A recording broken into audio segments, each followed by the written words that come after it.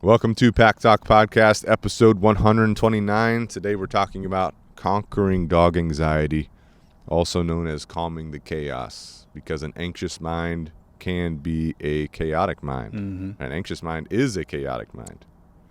So this episode is for dog owners dealing with anxious dogs, anyone interested in preventative training, because like with anything in our life, it's better to implement preventative measure versus try to fix an already existing problem. Prevention is easier, but we don't always have that ability to prevent things because we might be adopting a dog or fostering a dog or taking in a dog that's older that already has anxiety. This episode is also going to be for anyone that just wants to learn more about dog behavior. So, quick story. A couple years ago, when Chris was an apprentice, you know Chris, Danny? I know Chris. Chris, lead trainer. Lead trainer Chris lives right next door. Oh, yeah. So Chris was an apprentice. Can you believe it? He was an apprentice. When was that? That was years ago. 2010? So we went out for a 90s? consultation. Chris and is old. this was just one of his actually, this was one of his assessed consultations. But I did have to talk, so it didn't count for him. But we walked into this apartment. Did not pass. He didn't pass it, but that's okay. He got where he needs to be. Yeah.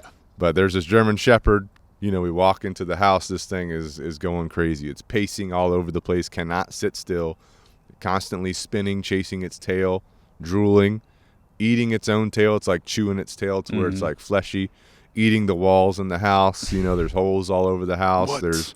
There's like, baseboard chunks missing. Holy. There's, carpets torn up. So this dog obviously struggling with Freaking a out. ton of anxiety. Yep.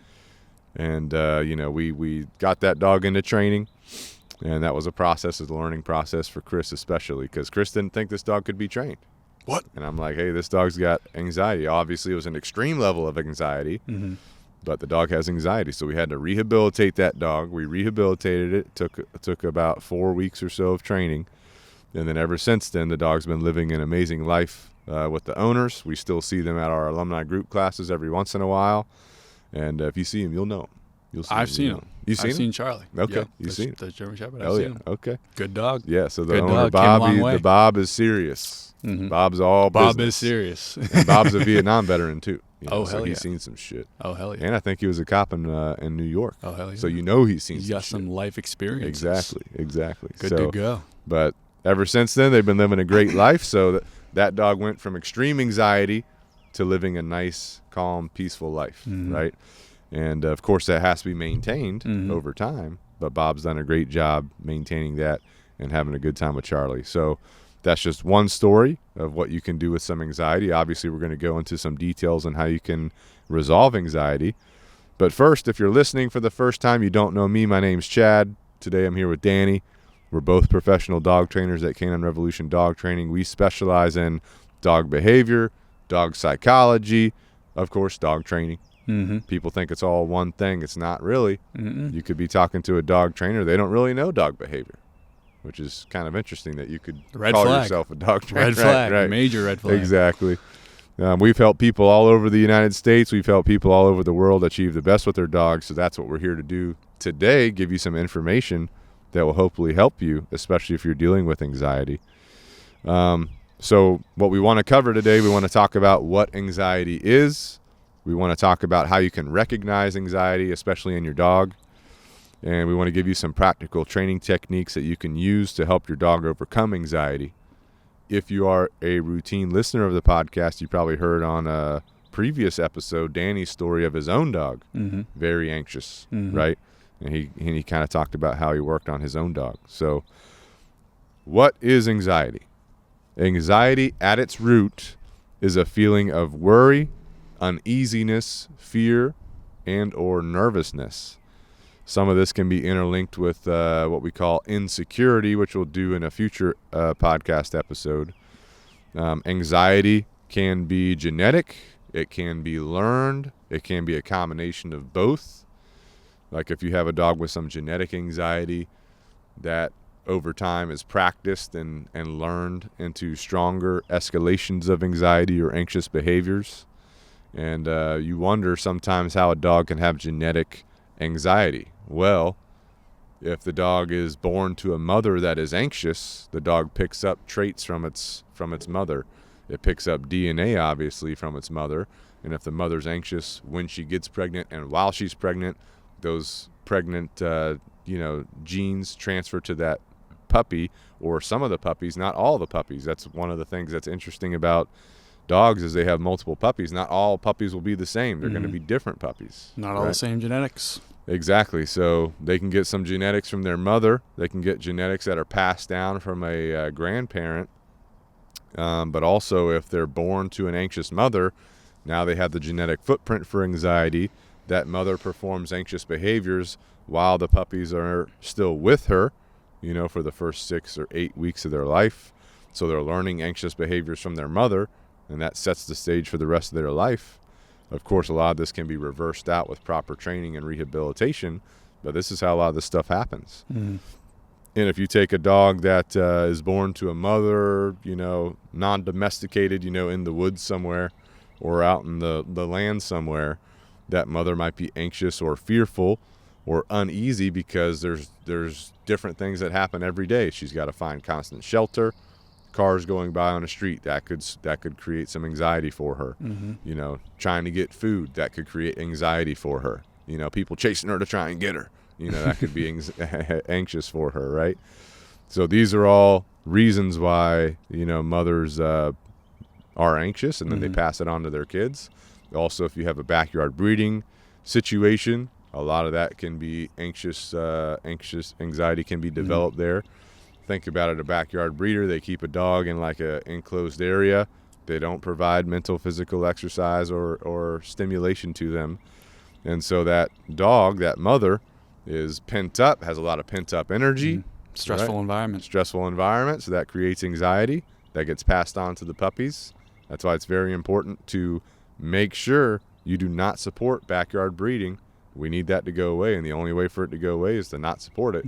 That's not boycott it. Right. That's not going to happen though, because people want cheap puppies. Right. And Craigslist puppies. Exactly. You see a puppy for $500. You see a puppy for even $1,000. I mean, sometimes you get lucky. Cheap. Sometimes you do get lucky. Roll of the dice. Exactly. Exactly. So that's kind of what anxiety is at its root. And so if we know that, we know what we're dealing with. We know what we have to accomplish. We know what we have to tackle.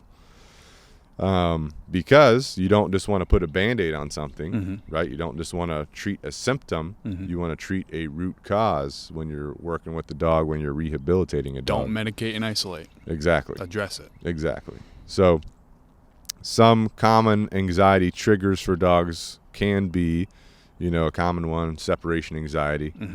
Very common. Very common. And probably most households. Right. And this probably starts, what is the root of that? This probably starts when a puppy, they're with their litter, then they get taken to a new home. It's their first time being away from any type of sibling or family or anybody in general. So they're by themselves. No guidance. Yep. No guidance. They get put into a kennel, or they get put into a crate, or they're expected to behave like an older dog.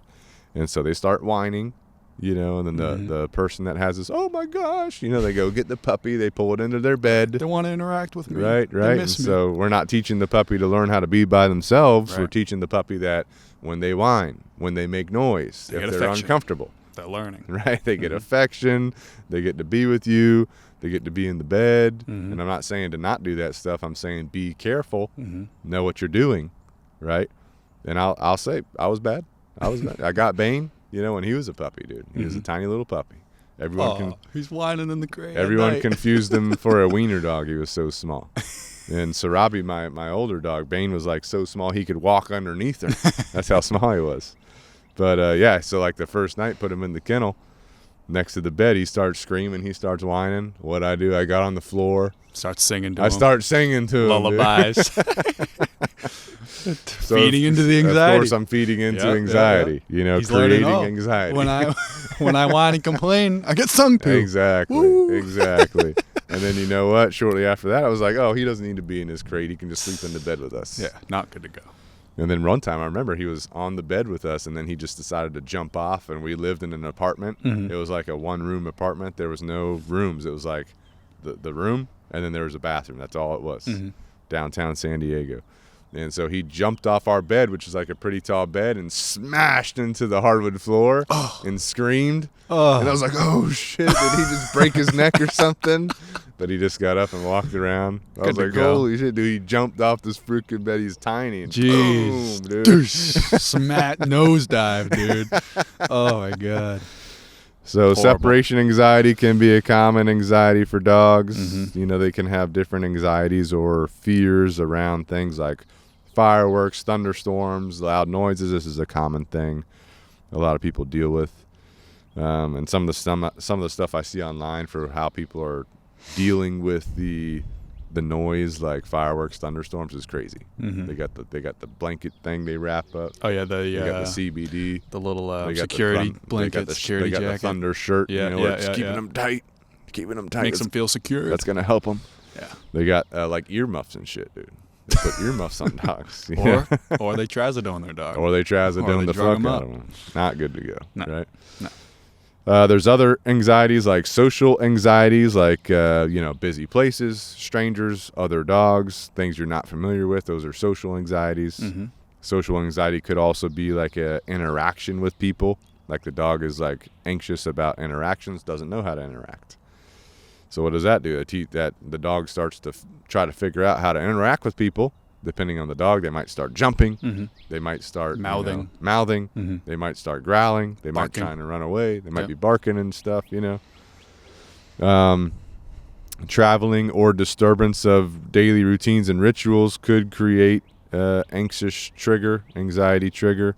A dog that's very structured routinely. You take one deviation from that routine, that creates anxiety. Mm-hmm. There's also past traumas that could create anxiety or, promote anxiety in dogs. Like learned helplessness is common today, unfortunately, even with all the information out there. Mm-hmm. People are still taking their dog and shoving their head into poop. Like, why'd you poop in the house? Or there's a dog that pulled something out of the trash can. Someone's yelling at the dog, hours after it happened. Right. Pointing at the trash. Right. Or, some people got dogs that like to get their socks. I don't know. Some people. Socks, shoes. Right. Socks. Chewing things that they're not supposed to. Socks is a common one. Right. Socks is a common one. So, anyway, but, and then the dog gets yelled at hours later when they realize the sock's been dog doesn't know what it chewed did in wrong. half or digested. Right. Then they poop out the sock and the owner's like, you got my sock. They start chewing out their dog. Right.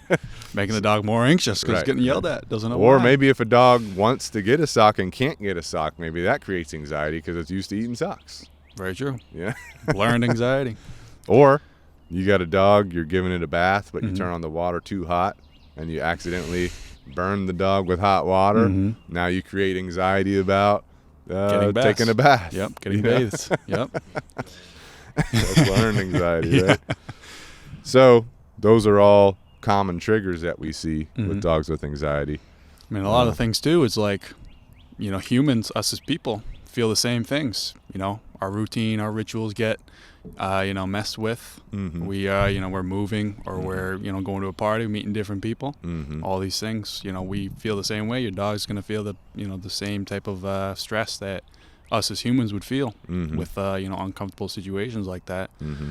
So just like us, we need to learn how to operate under those stressful conditions. Oh, yeah. Same as dogs, but they can't figure it out on their own. They can't look up on Google. They can't go to a therapist. Right. We got to teach them. Right. You are the therapist. We are their you. guidance. Exactly. There are a lot of similarities between dogs and people and what they deal with. And there's a lot of similarities on how you resolve it both ways. Mm-hmm. Right. So let's say your dog possibly has anxiety. Some things that could indicate to you common signs that your dog is struggling with anxiety. And pacing is a common one. Mm-hmm. A dog that just is walking around the house, cannot settle down, just constantly moving around. Can't sit still, right? Or whether you're outside, again, commonly pacing around, can't rest, can't sit still. Or in your car. Dog cannot sit in the car, it's just moving around. Right, that's pacing. Drooling, panting in the car. You got panting, you got drooling. Those are also common. Dogs just sitting there panting for no reason, right? Or a dog may not be panting, but they're just drooling, dripping out of them. That's another sign of anxiety. Dog spinning excessively. Mm-hmm. You know, like if a dog's playing around and it's like chasing its tail, that's one thing. Mm-hmm. But if it's like a common excessive spinning, you know, sign of anxiety. Or you put it in the kennel or the crate and it just starts spinning around. Mm-hmm. That's a sign of anxiety. Pacing back and forth, Or you go to get your dog out of the crate, and as you approach the crate, it starts spinning around, you know? Getting wicked excited. Getting anxious, right? Getting all amped up. Excessive licking, you know, that could be licking the paws. That could be licking different parts of the body. It could be licking the genitals, you know, excessively. Hey, sometimes they're just cleaning themselves. Sometimes they're cleaning themselves? Sometimes they gotta, But sometimes it's excessive, and that excessive licking is what indicates potential anxiety problem. Like we already talked about, not able to settle down. That's kind of like pacing, but, you know, in very extreme cases, because you might have a dog that can just kind of sit with you on the couch for a little bit, but then it's like constantly moving around, right? Or if you're doing stuff around the house, it's constantly moving around, right? But there are dogs that just cannot settle down at all. They cannot even lay down. They're just constantly freaking out. Brain's going 100 miles an hour, 24/7. Trembling could be an indication of anxiety. Your dog's just sitting there, but it's trembling. You know, that could be common with thunderstorms, for example. It's kind of storming. Your dog's just sitting there, but it's I trained a dog that did that in the vehicle. You put him in the car. He's shaking, like freaking out, wicked anxious, stressed out. Exactly. Excessive barking, like if you're in your house, your dog's just barking at everything. Barking, looking at you, barking. You know, you're like, what do you want? And then you go get it like a treat. It eats a treat, barking again. You know? Wants another treat, dude. It just learned, hey, when I bark, I get fed. But that excessive barking, man, that's definitely a sign of anxiety. Excessive whining. Back to the barking, the thing that people don't understand. They think it's cool to teach their dog to bark when they're like playing with them or something. But as soon as you teach your dog to bark, now it's going to start barking all the time. That's riling itself up, making itself anxious. Got to have a shut off. You know, you can teach that, and it's all right. But you have to be able to shut it off and teach the dog to calm down first. Exactly. Excessive whining. Maybe it's not barking, but whining could be an indication of anxiety. Destructive behaviors. You know, we talked about the socks earlier. I know some people. Or destroying itself, chewing its tail. Exactly. Like you said, licking its paws, things like that. Exactly. Or shoes, or carpet. Right.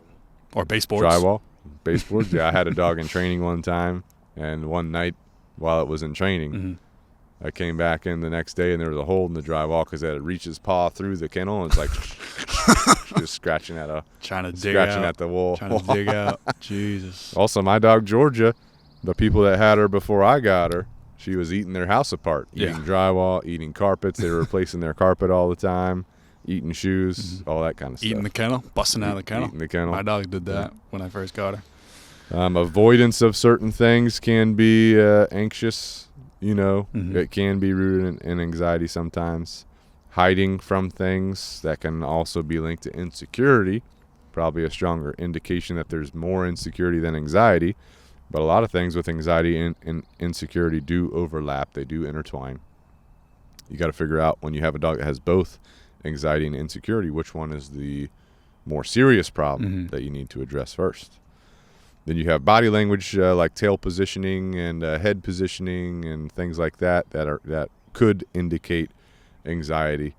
But these are all just examples of, like, if you see these things with your dog, you're probably dealing with anxiety. And the level of sign that you're seeing tells you the level of anxiety that you're dealing with. Like if you have a dog that's not able to settle down at all, you're dealing with a pretty extreme case of anxiety. Right? If you have a dog that's like shaking during thunderstorms, you might have like a moderate level of anxiety if the rest of its life is kind of chill, right? So just keep in mind, you know, these things. If you see these things and you notice that they're excessive, because, of course, dogs are going to walk around the house. That doesn't mean they're pacing necessarily. Exactly. But there's a difference between just kind of like walking around the house and then like pacing that indicates moderate levels of anxiety, right? And like we already said, as with any behavioral problem, addressing the root cause is more important than treating the symptom, right? So if you have a dog that's excessively licking, for example, you know, that could be anxiety. It could be there's an allergy. It could be there's some kind of irritation. So maybe you need to figure out, does my dog have allergies? You know?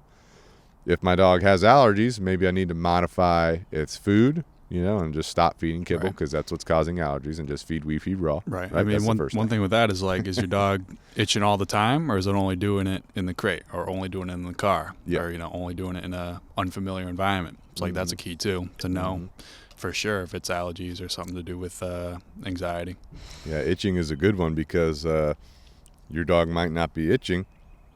Then you go to someone's house and it's itching. Right. I think that could be an anxious displacement of being in the new place, right? Or your dog sees somebody that it knows, starts itching because it's excited, anxious about the person that it knows and loves being there, right? So if you want to fully address anxiety, which is always a good deal, or any behavior, you want to have a detailed, full training progression that goes across the full spectrum of everything you need your dog to do. So we gave you that full detailed training progression in our podcast episode 96. So if you want to go back and review that, you can literally get the detailed step-by-step how we do every step of training. We're not going to go through all that today. We're going to go through the most practical tips for you that are going to get you on the right path to resolve your dog's anxiety. You might have to mix and match. You might have to use a couple different techniques that are going to help you fully rehabilitate that anxiety, right? But we're talking about the most practical steps right now. So the first one is creating a safe place, a safe space for your dog. A lot of dogs, they don't use a crate at their house. They don't use like a den area at their house. This actually can cause anxiety because if you think about your dog from an instinctual level, instinctively dogs have dens, they have lairs, right? So if they don't have that, they don't have a place they can relax, or they haven't had one for a long time, it can generate this anxiety because there's no real resting place, there's no real safe den place. area. Exactly. So what we do is we teach dogs to relax in crates, and we teach them to go in their crate, relax in there. It's a calm place. And this helps reach their instincts by setting that up for them. So you can get your dog used to their crate being a den. You can get it used to being a relaxing place. You can do a couple things to help achieve that. One, never use a crate for punishment. So don't get mad at your dog and then throw them in a crate. That could create the wrong association for the crate, right? What we do, we like to feed in the crate. We like to give water in the crate. We like to play crate games where your dog goes in.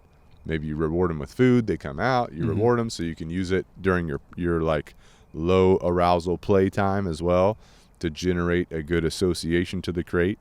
You can take a walk and then put your dog in the crate after the walk to promote resting in the crate. And also, like after you feed them, you don't want to do very arousing exercise after you feed them because you want to prevent bloat. So you feed them in their crate, you let them rest after they eat in their crate, right? So these are just some things you can do to help the crate be a safe place. Is there anything other tips and tricks from you, Danny, for creating a safe place of the crate? I mean, you covered it. I mean, definitely feeding, watering in the crate, that's what, they would do in the wild. They're eating in the crate and things like that. But like you said, taking them on a walk, getting them tired because, I mean, even depending on the dog, maybe that walk isn't enough. Maybe it's got to be a long walk. Maybe it's got to be a bike ride. You know what I mean? Then put it in the crate. Then the dog's so tired it falls asleep, right? Now, the first time you do that, next day, might be the same deal. Might go in the crate. Still anxious, right? You got to keep doing things like that to promote it as a calm resting place and a positive place. Right. You know what I mean? Right, for sure. But definitely like extreme cases of anxiety, put a dog in a crate, they're freaking out, stressed out, right? Got to tire that dog out, got to teach it, hey, this is your place to relax after we, get that physical stimulation, right? Yeah. Then you get water in there, you drink in there, right? So definitely just and not using that as a punishment, definitely important. Definitely important. I've had clients that do that. Bring the dog here, dog's, either freaking out in the crate, getting aggressive about going in and out of the crate, and then all things that, we have to troubleshoot by, again, making it a positive experience and reversing that negative association, whether the dog, builds that anxiety in the crate or if it's just a negative association. But yeah, definitely all very important to keep it keep it right, because a lot of dogs will have that just natural anxiety about being, in a crate, being cooped up, not being able to walk around their house. Right. But sometimes that's important too, because if it's walking around the house, what they're doing, pacing around the house, fueling the anxiety, maybe chewing socks, shoes, things like that, right? So not only like in that aspect of chewing things, you're keeping the dog safe, keeping it in the crate, but you're also decreasing the chance of the dog, pacing around, fueling that anxiety, chewing things, Exactly. But before you do that, it's got to be a positive thing. The dog's got to be comfortable being in there. Not all dogs are going to be comfortable. Most dogs, probably the first time you put them in, they're not going to be comfortable. Yeah, I mean, the extreme cases of anxiety that I've dealt with, I've had to do a lot of exercise before I implement the kennel, because a lot of these extreme anxiety cases, they don't want to play games with the crate. No. You try to play food games. They don't want to eat in there. They won't eat at first. Yep. They won't want to play food games. So you're like, all right, I got to take a different approach here, which is where it comes into being a good balanced dog trainer, to know how to balance out your training and achieve the goal that the dog needs. Because you got to think long term, what does this dog need? Right. What's going to benefit this dog the most, right? And sometimes it's working through some of the stress until we reach a point where we can think properly and have good cognition about it. But physical exercise, I've done, lots of walking with dogs to get them to a point where their energy levels have finally decreased. Now I can put them in the crate and they're okay with that, and then they will rest in there. Right. And that's, boom, the starting point to creating a safe place with the crate. Yeah, with that, the energy's got to go somewhere, right? If you don't, let that dog wear out that energy on a walk or on a bike ride, it's going to wear it out on itself by either, chewing its tail, licking its paws, spinning around, things like that. Right. So it's got to have an outlet, you know what I mean? And some trainers might try to, correct anxious energy out of a dog. You know what I mean? Some dogs might work. Most dogs probably not. You know what I mean? It's got to have an outlet for that energy. It's got to go somewhere. You know what I mean? You have to teach it what to do with that You have to energy. teach it how to think when it's, in that anxious mental state. Exactly. For sure.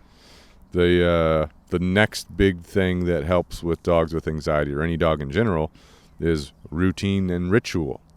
So dogs with anxiety, they have to learn impulse control. They have to learn self-control. They have to learn how to slow their brain down. And routines and rituals give your dog a reliable schedule and structure to depend on, so they can learn these other skills. So, routines are your schedules of the day. How do you feed your dog? How do you take your dog potty? How do you go for a walk? These basic things throughout the day, your schedule of the day. They have to know what to expect. Exactly. A ritual is, how do you do your actual daily events and tasks? So how do you go through doors? How do you walk through the house? How do you give your dog their food? How do you give your dog their water? How do you take your dog potty? So the routine is like the schedule of the day. The ritual is, what are we doing during each of these little events during the day? And keeping those two those two things consistent is what gives your dog a very predictable flow of the day. And the more predictable it can be, the more their mind can calm down, right? It gives your dog a sense of safety and reliability. So you want to keep your schedule of the day as predictable as possible. What times are you feeding? What times are you watering? What times are you taking your dog potty? What times are you taking walks? Now, with that being said, not every day is going to be the same. Right? The days you go to work, you might get up earlier. You might feed earlier. You might walk earlier, these kind of things. When you're off of work, you might sleep in a little bit. You might feed a little bit later, and that's okay. Those are very minor fluctuations in your daily schedule. But you want your overall daily flow to be the same, right? As predictable as possible, because this helps dogs learn their impulse control, learn self-control, slow their brain down, because they know what to expect. Right. Not going to be anxious about, the next event in their life. Exactly. You know what I mean? And whenever we take a dog into training at Canine Revolution Dog Training, our first priority is set routine and ritual, so the dog knows what to expect. Yep. Strict routines. Exactly. Yep. How do you go to a crate? How do you get out of a crate? How do you get fed? How do you get your water? How do you go potty? How do you go potty? Basic things. Basic things, right?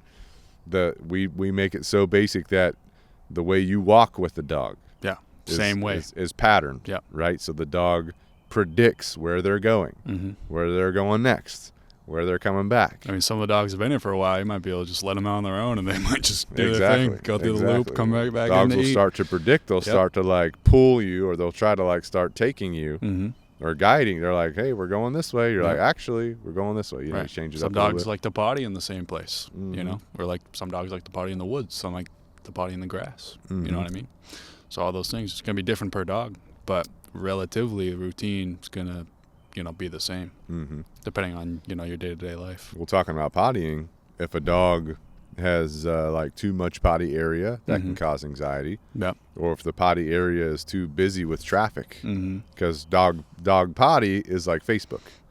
Every time a dog poops or pees, they're leaving a post on Facebook. And so if the Facebook is very busy, there's a lot of commenting. Yep. A lot of commenting on the post. Yep. That creates anxiety, you know, because you think about these people on Facebook that get all up in arms.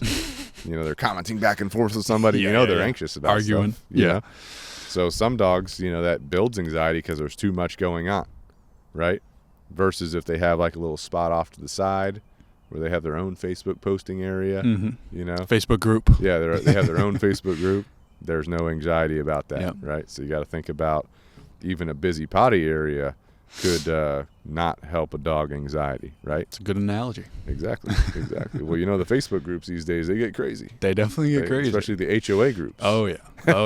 HOA, don't mess around with the HOA. groups. They'll call you out if you're letting your dog poop in their yard. They're going to get you. They'll send you letters. They're going to send you the ring camera footage. Post your wanted poster on the group.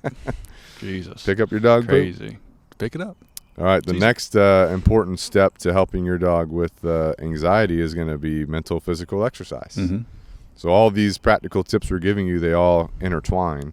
It's not like you want to do one and then the next one. Yep. They all work together. Do them all. Right.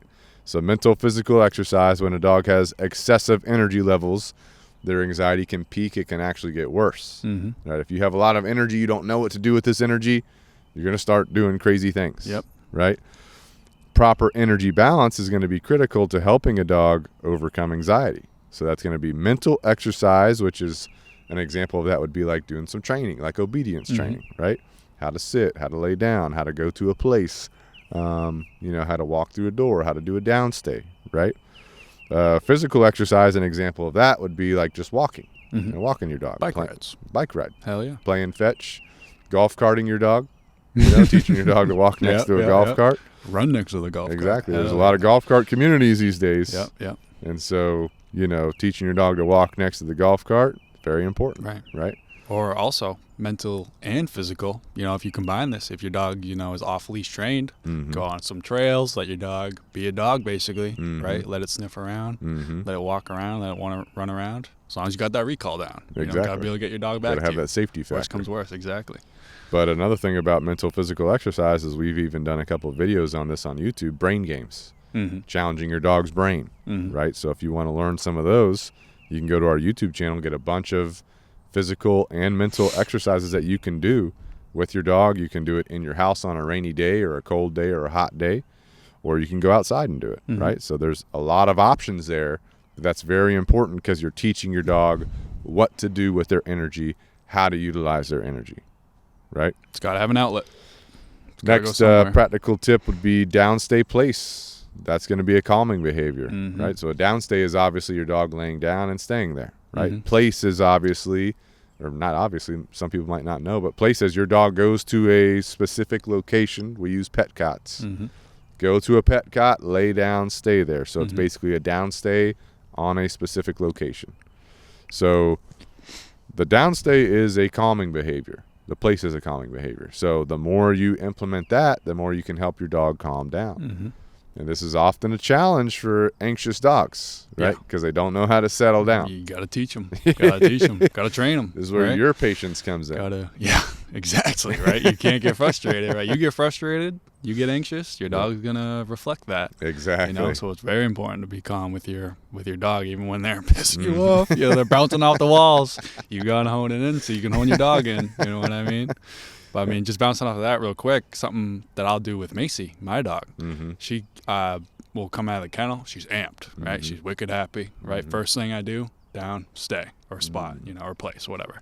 And then after she's calm, then it's like, okay, now we can go outside, you know, go for a walk, go potty, things like that. But I'm not gonna, you know, I'm not petting her, right? I'm not saying, oh, what's up, girl? Good to see you. You know, I'm letting her calm herself down, teaching her how to, you know, operate and calm herself down when she is amped up like that. You know, many repetitions of that, then she's gonna come out of the kennel calm. You know what I mean? I've been doing it for probably a couple of weeks now, right? I'm definitely starting to see some improvement. It's not perfect. I just need to keep, you know, stay on top of it. Keep the ritual the same. You come out of the kennel, you're amped up, place, right? Relax. Then we can go do our thing. Yeah. I mean, I've even done it where I make the dog downstay in the kennel before they get to come out. Open the door. You know, exactly, because a lot of dogs, they are excited and whatever. Yeah. But teaching your dog to downstay, if you haven't taught that, that can be a challenge with an anxious dog. For sure. Because they don't really know what you want. So you have to take time, and this can be part of your mental exercise that you're doing. They don't know what you want. You got to teach them how to lay down. Exactly. Then you have to teach them how to stay there. Right. Difficult. That's the hard part, right? Right. So the stay, dogs don't want to stay still. Exactly. Most dogs do not.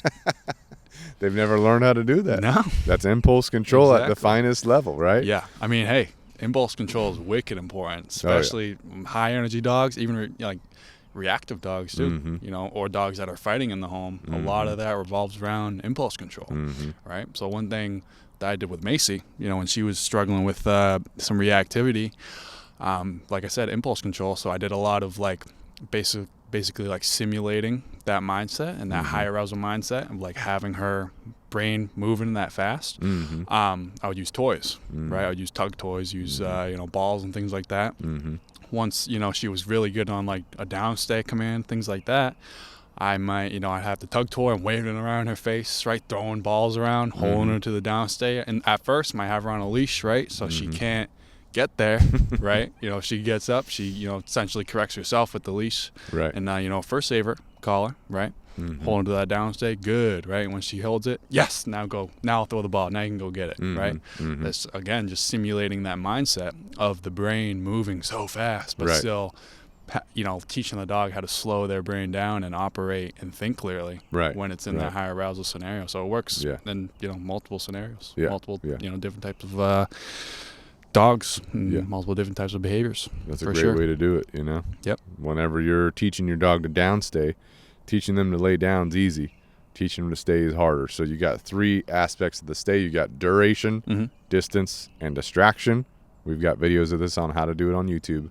But duration is going to be your hardest point, because just teaching your dog to lay there for an extended period of time. And I've got people that I talk to, they're like, yeah, my dog stays for, you know, 15 seconds. I'm like, all right, we need to get to 15 minutes. We need to get to 30 minutes. Exactly. We need to have an unlimited stay. Exactly. So, you know, I put my dog in a downstay. They'll stay there until I tell them to get up, whether that's 15 minutes later, whether it's several hours later. And when I say that, people are like, what? Hours? I'm like, yeah, dude, it's healthy. It's good. It is, exactly. You know? You got to teach them how to do that. Exactly. For sure. So that downstay is linked to your impulse control and self-control 100%. Then when you have that down, you can run scenarios like Danny, where you're throwing things out there, tempting the dog, but making him still think properly. Proofing the behavior. Proofing the behavior, for sure. Danny already said this, but the next tip is you do want to be calm, confident, relaxed. Your dog feeds off your energy. So if you're working on your stay, for example, your dog's not staying. It's fighting you on this stay. You're getting angry. You're getting angry. Your dog's going to feel that energy. It's going to push anxiety to your dog. Exactly. Your dog's not going to be sitting still. Exactly. So dog could be like, what's the deal? Exactly. What's the problem? Exactly. I unfortunately saw a video the other day of a dog trainer online. I don't even want to call him a dog trainer, but it was somebody claiming to be a dog trainer. Fake. They were trying to teach the dog how to lay down or something. The dog had no idea what they were doing. They did have some food. They were trying to lure. The lure was ineffective because their technique to luring was bad. And the dog wouldn't do it, so they eventually just kicked the dog out of nowhere. What the hell? Yeah. So that's not going to help a dog with their anxiety. That's going to promote anxiety. And I can't even believe That's this abuse, dude. person posted That's the video. borderline abuse. I know, Right, that's crazy. exactly. Posting that video, Right. advertising yourself as a dog trainer, Exactly. kicking a dog. Exactly. Insane. Because it was definitely like recorded from a tripod. Yeah, right. And they kicked the freaking dog. I was like, holy shit, Insane, dude. Not humane. Ridiculous. Not humane at it's all. ridiculous. So make sure you know who's training your dog. Right. But the other thing about being calm, confident, relaxed is don't let your dog practice anxious behaviors. Mm-hmm. You need to practice behaviors that are promoting calmness, not behaviors that promote anxiety, Mm-hmm. right? So you got to be very careful because it could be happening throughout the whole day. You know, your dog could be doing different things, and the behaviors are either going to help promote anxiety, which is not good, Mm-hmm. or they're going to help promote calmness and thinking clearly, which is what you want. Right. So pay attention to what's going on throughout the whole day with your dog. But they will reflect your energy. So if you feel like you're getting anxious, if you feel like you're getting frustrated at something, take a break. Mm-hmm. You know, go back, put your dog in their safe place, their crate, let them relax. Mm-hmm. You know, you relax, then revisit whatever you're working on later, right? Don't continue down a path where you're frustrated or upset or anxious about Right. whatever. Not right? going to be beneficial. Right, exactly. And, you know, like thunderstorms, if you get anxious about thunderstorms and So you're is with your your dog, Right. you know, your dog's feeding off of you. Mm-hmm. Or if you get anxious thinking about your dog being sitting in the house through a thunderstorm, your dog's getting anxious because of you, Right. you know. Or Right. if you're looking at your weather app and you see that a thunderstorm's coming and Right. you start getting anxious because you're like, oh, my dog's going to get anxious. Your dog's getting anxious because of you. Mm-hmm. You know what I'm saying? So it's all related. Energy. Right. Energy. Right.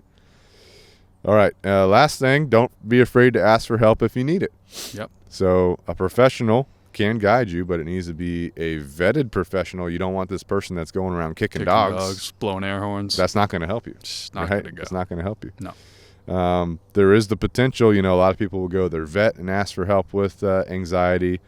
There is the potential for medication to help during different stages of overcoming anxiety, Mm-hmm. but the goal should be to get off of medication. It's not going to address the root cause. For sure. It can help you work through some things at the foundation stage of training or rehabilitation, but then you want to get off of it as quickly as possible. Mm-hmm. You know, my preference is I wouldn't use medication at all. I just start I agree. working on the anxiety. I don't like medication. Right. Not but good to go. there is It's a Band-Aid. there are possibilities where it could be a good option. Yep. And I have worked with people that, you know, have me working with their vet very closely. Mm-hmm. They want to do the medication for a period of time, and they want to get the dog off the medication. So, of course, I'm going to help these people in a method that's good for the dog overall. And so we'll start with the medication, then we'll titrate it off till we have no medication, Mm-hmm. and we continue our work with the anxiety, Right. you know? Right. So just a little note there. Yeah. But if you go to your vet for anxiety, most likely they are going to bring up, you know, some type of anxiety medication like trazodone or what's the other one? Prozac that people use. Yep. Is that what it is? Whatever, you know. There's also CBD. People are like CBD helps. CBD does this. CBD does that. Well, it's natural. What I've seen, it doesn't really affect anything. Doesn't really affect anything. It's natural. You know, it's better than trazodone, I'd say. Better than trazodone if you're going to try something. Yeah. But still, the one thing that is going to help you is good training. Yep. Good rehabilitation, good development of the actual mindset that's going on, right? Mm-hmm. So For sure. take it as you will, right? For sure. So Danny, what else you got to add? Any closing thoughts on discussion of anxiety? You've obviously dealt with it very closely with your own dog. Yep. And a lot of dogs that you have trained. Yep. Just, like we said, don't get frustrated. Stay consistent, right? Recognize your end goal, right? Don't put Band-Aids on things. Like you said, medication can help, but don't rely on it, right? Mm-hmm. Do you want to wake up every day and have to, rely on taking a pill to, calm yourself down and things like that? Or, maybe smoke some weed to calm yourself down or something like that? You don't want to rely on that, right? Weed probably won't help. Weed... It's a medication. Well, it helps with some people, but Yeah. there are, like, the thing about marijuana, not to go off on a tangent here. This is interesting to me, though, is that marijuana, like, it helps some people, but other people, it makes them more anxious. I mean, it's like alcohol, too. It's like a genetic It's like thing. every medication. Like, not everyone's body's going to react the same to certain medications or weed or alcohol, whatever Right, that is. right. And dogs might not either, right? One dog might react very positively to medication. One dog might not, right? So you also got to take that into play with your specific dog at hand or specific person at hand, right? Depending on what type of person you are. But yeah, like I said, don't rely on medication, right? There's always a way to go around or address the root cause, right? Than having to, use medication to treat the symptoms, like we said. But most important thing, don't get frustrated with an anxious dog, right? Or a hyperactive dog or anything like that, right? Because it's just going to make it worse, right? It's going to feed off that energy, like we've said. So, like I said, very important. Stay calm, recognize your goal. You got to be, you got to be consistent. And if you're someone that gets frustrated easily or having a hard time, contact us. Contact CRDT. Let us do the hard work for you, for sure. Did I ever tell you how when I tore my ACL? I remember that. I was in a bunch of pain. Yeah. Did I ever tell you when I tried some what do you call it, marijuana gummies? Did I ever tell you about that? Edibles? Yeah, tried some edibles. Did I tell you about this? I don't think so. So I was in so much. Did I tell you, Ben? So I was in so much pain that I could not sleep. You know, the painkillers weren't helping. Medication not helping. Not good to go. You know, I had this little tube in my leg where you'd hit the button and it like inject some kind of nerve blocker, not helping. And so I'm like, I'm desperate. I'm like going to try anything. Yeah. And so I got the connection. For some edibles. Sounds a little sketchy. Right? I was like, these things have got to help me, right? So I took some edibles. Chris delivered the edibles to me. What? Chris is your dealer. He went home. Yeah. Holy shit. He went home that night. Apparently he took some himself because he's like, Chud's taking some. I should take some. And apparently he was like, super calm, super relaxed. And then he went to sleep. No problem. It made me angry. What? It did not help me at all. It made me angry. Dude? It made me anxious. I was furious. You were angry that it didn't work, dude. You were angry it didn't work. You weren't stoned, so you were pissed. So I was like, this shit doesn't work, So that's my experience. But okay. Well, that's a good example. That was for pain, not anxiety. Some people react differently. You never know. Medication. Well, there's medications too that will make it worse. Yeah. Because your dog can't think clearly. I've seen a dog get put on medication for anxiety, makes it worse, or has zero effect. Right. But training has a good effect. For sure. But you do have to maintain it long term. Yeah, most definitely. Because there are people, I've done a follow-up recently. You might know them. But I trained a dog for some people. And dog good to go. Dog goes back home. A couple years go by. I get a call. Hey, we're dealing with some anxiety again. I go over there. Dog's anxious. But it's anxious because of what's being allowed in the home. Right. We're promoting anxiety. We're not, reducing anxiety through our training. So we just did a quick refresher. We need to do X, Y, Z. Yep. More downstay, calming behavior. Yeah. Not promoting anxiety, right? All these more kind place of things. time. Exactly. Right. Exactly. So give that dog an outlet. It's once you resolve it, then you have to maintain it. Yes. Especially if you're dealing with like more of a genetic anxiety. You got to have a maintenance plan in place, which is your daily structure, your daily routines and rituals. For sure. But it's a lot easier maintaining than actually getting to the point where the anxiety is resolved. So like Danny said, if you need professional help, we are here to support you. Get there, right? And if you do one of our board and trains, we do all the hard work to get that dog over the peak anxiety, get him into a calm frame of mind, and then we hand it off to you to maintain long term. And we teach you. We teach you how to do it. We're here to support you for life. For sure. So it's something you got to consider when you're dealing with an extreme level of anxiety, for sure.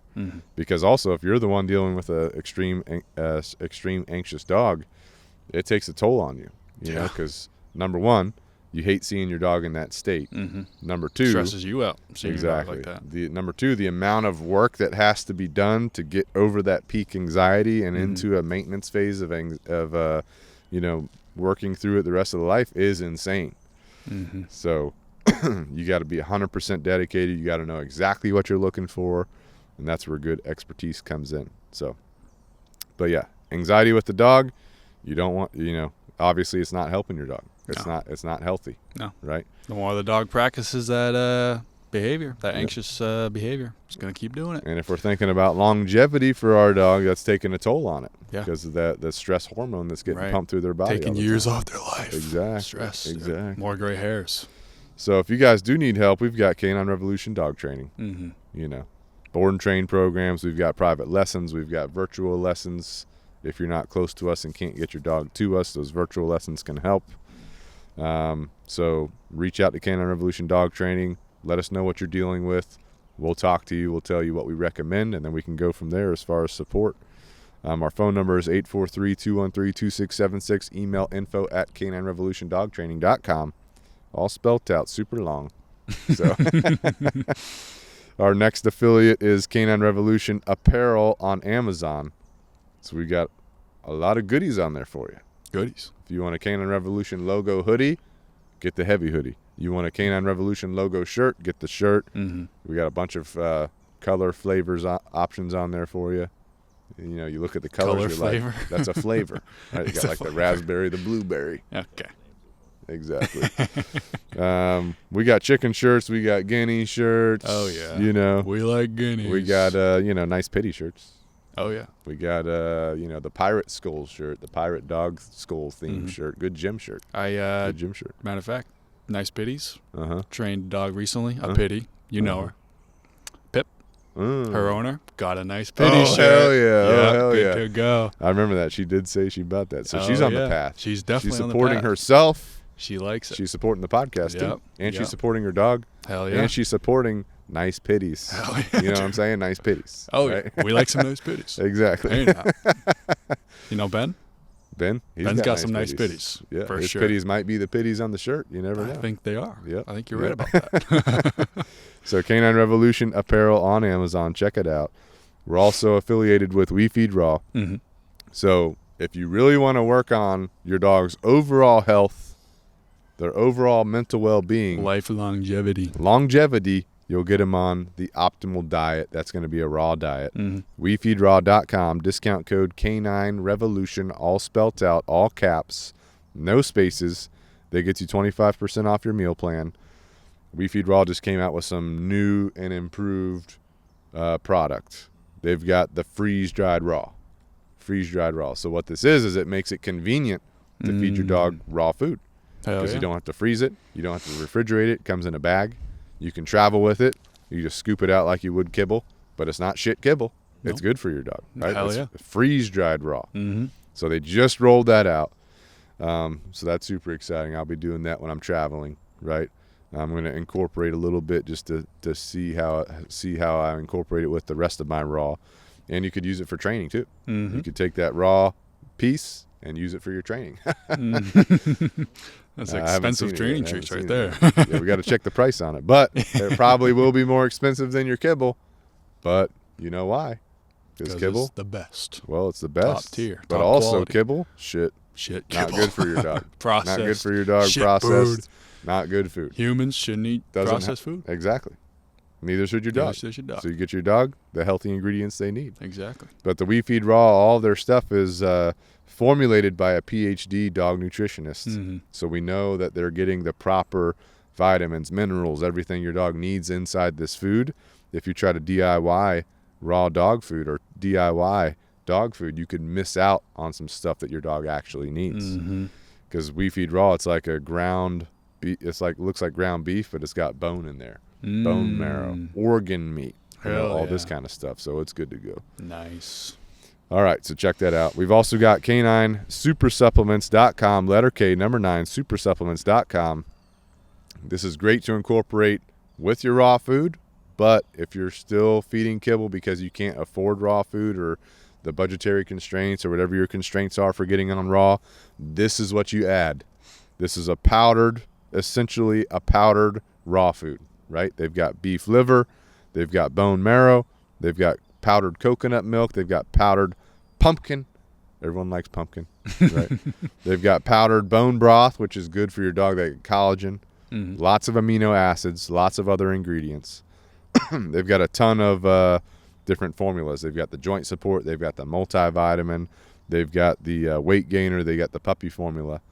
But that joint support, great to get your dog on to get their, joints, ligaments, all that kind of stuff supported. Not going to be supported through normal diet stuff. See what I'm saying? So one thing I like doing, if you got a dog that maybe it's sick or it has allergies or something, get him on the multivitamin. because that's going to boost up their immune system. If they got some kind of injury, they were playing, they fell, they scratched themselves, right? Or you went to the dog park, your dog got attacked by another dog, got some punctures, add in that multivitamin, enhance the healing abilities. You could even double the dosage of the day if you wanted to. Getting serious. Get them enhanced, dude. So you go to caninesupersupplements.com, use the discount code Canine Revolution, spelt out, all caps, no spaces. It gets you 15% off your order, and your dog's on the path. So, ultimate path. Path to optimal. So we've taken care of your dog by being affiliated with We Feed Raw and Canine Super Supplements, right? That's for your dog. Now, Canine Super Supplements, you could probably add some into your protein shake, and it could benefit you too. But if you really want to benefit, unconfirmed. Well, not confirmed, but speculated. Likely. But if you really want to support yourself, we've got you covered too. Hell yeah. Because we're partnered with Jocko Fuel. JockoFuel.com, discount code Canine Revolution, all caps, no spaces, 10% off your order. Now, a couple things that I'm using right now, because right now I'm in a fat loss phase. I cycle my phases. I go into a muscle gain phase, then I go into a fat loss phase to trim off some fat, and then I just cycle that, right? Something you might not know is if you're in a muscle gain phase for a long period of time, you can actually build some insulin resistance, which means your body won't process nutrients properly. So I'm on the brink of that right now because I just did my blood work. I had a hard muscle gain phase. I was eating a ton of food, right? So my body was starting to not use nutrients properly. So I go into the fat loss phase. Boom, now I'm getting my body supercharged, right? But a couple things that helped me in my fat loss phase, one, I got the Jocko Hydrate. I got one right here. Hell yeah. It's the fruit punch flavor, right? And so why does this help? Because it's electrolytes, right? Vitamins, minerals, that kind of stuff. Not loaded with sugar. No sugar. No sugar. Hell not yeah. hurting me, helping me. Hell right? yeah. But the other thing this does is it helps curb appetite, because when you're in a fat loss phase, guess what? You get hungry, dude. And then guess what? Those chicken nuggets, they look good. They look good, but they're not on the meal plan for the day, so you got to resist. So instead of going for it, you grab a hydrate, boom, you chug it. Good to go. Craving's gone. You're like, I'm ready to go, dude. I don't need chicken nuggets. You know what I'm saying? Jocko Fuel. So that's how I use the hydrate myself. And then they've got the Jocko Burner, which helps assist fat loss. It's got a couple of ingredients in it that are good to go. It's got green tea extract, which is known to help promote fat loss. Did you know that? Green tea? Good for you. Green tea. You drink it? Well, Ben's a big tea guy. Did you know that? He's got a tea cabinet. He's got his tea. So he's got protocols for tea. Really? He doesn't have a mic, but he should be talking about his tea protocols. He should be talking about his tea. But the Jocko Burner's got green tea extract. It's got L-carnitine, which helps your body burn fat for fuel. It's got olive leaf extract. You might ask what that's for. That's for helping to regulate your blood sugar levels, which what that does is it helps your body use nutrients better. Jocko's got you covered, dude. It does have caffeine in it, which is going to help your metabolism. Caffeine's also going to help curb your appetite, but you do have to be careful not to have excessive caffeine levels throughout the day. So with that being said, if you're drinking a Jocko Go that's got like 100 milligrams of caffeine, you take a burner that's got 100 milligrams, now you're at 200 milligrams. Don't go over 400. Three pills. It's also got berberine in it, which is going to improve insulin sensitivity, which helps your body know what to do with its nutrients, right? So bottom line, you know this is a high-quality supplement because it's got this stuff in it. That's why we're with Jocko Fuel, dude. Hell yeah. Don't forget your creatine. Ben's on the creatine. Oh, really? Are you on the creatine, Danny? I'm not. I thought about getting on it. I've never been on it. You need to get on the Jocko creatine. Really? It's cheap. It's cheap. And you know what's what- cheap? Go to the gym. Yeah, that's true. You Lifting do need to be hitting free. the gym. Yeah. You do need to be lifting weights. Hell yeah. You need to be on the creatine, on the milk. You know, Jocko Fuel. Get yourself squared away. Milk, definitely good to go. But you definitely got to hit that gym. For sure. Even if you're in a fat loss, even if you're in a muscle gain, even if you're in maintenance. Yeah. Even if you don't even know what you're doing. You just go to the gym anyway. Go to the gym. Makes you feel better. It's good Lift for your some mental. freaking weights. Not even just your physical. Good for your mental. Good for your mental, good for your physical. Absolutely. Good for your overall well-being, Hell health, yeah. and longevity. Hell yeah. Right? And then you can go home and chill. Go home. Use it as a reward. Go Don't just chill home. all Promote calmness with Hell your yeah. dog. Hell yeah, dude. Exactly. Hell yeah. Exactly. Hell But yeah. Or combined the workout, going to run with your dog. That's true. You could do the Good gym. to go. Then you go back home. You get your dog. You go do your cardio, your run. Yep. Then you come home. Then you relax. Chill. Put your dog in the crate. Yep. Get in the crate with your dog. Okay. I don't know about that. That doesn't help separation anxiety. You put your dog in the crate. Then you go lay on the couch. Good to go. Good to go. But if you're going to go to the gym, you might as well get that Jocko pre-workout, dude. Definitely. 1 scoop of that. Definitely. Get you amped. Get you good to go. So anyway, those are all our affiliates. You check them out. Support yourself. Support the podcast. Make sure you're taken care of. And be good to go. Right? Don't forget, watch on YouTube if you guys like watching the podcast versions. We see you. We don't have any guineas in the background today. They didn't come over here. Or cats. Kiwis off in the woods killing mice. They were here earlier. Likely. They were here earlier. But don't forget, subscribe to us on YouTube. We've got the Canine Revolution Dog Training YouTube channel. We've got the Pack Talk Podcast YouTube channel, which is growing. People are liking it. Hell yeah. Don't forget to rate us on your favorite podcast platform. Don't forget to review us on your favorite podcast platform. That does help us reach more people. It helps get this information out there. If you're even still listening, because a lot of people that hear us talk about Jocko feel like these guys are just going to go in Little do they know here. it's the best part. It's the best part, right? It's the best part. So anyway, check that out. Rate us, review us. We appreciate it. If you guys need help, let us know. And until next time, this is Pack Talk Podcast.